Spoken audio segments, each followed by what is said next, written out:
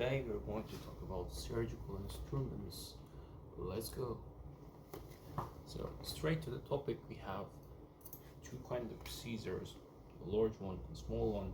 Depends on the use of the surgeon, which kind of scissors they can use, and which kind of operation they're operating. And we have also clamps or forceps. So this kind of forceps, we can use them to stabilize the tissue or for hemostatic point of view.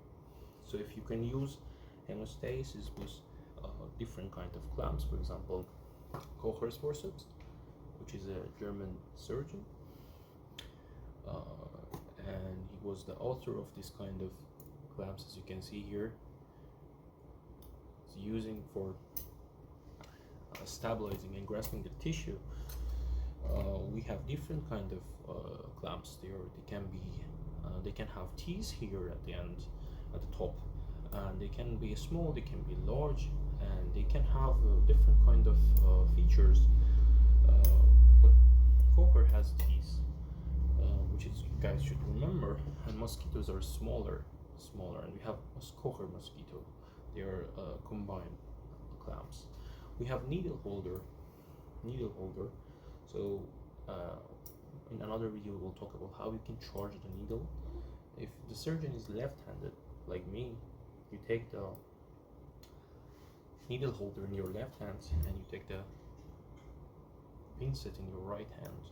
So after charging the needle holder, we're ready to go for suture.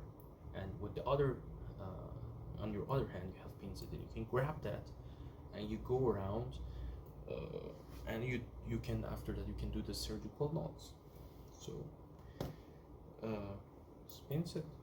But if the surgeon is right hand, in most of cases, you can do the ops on your opposite side. And so this is about the general information about general surgery. So guys, stay tuned if you're interested in surgical instruments and surgical videos. We will post a lot of sort of this kind of videos. So take care.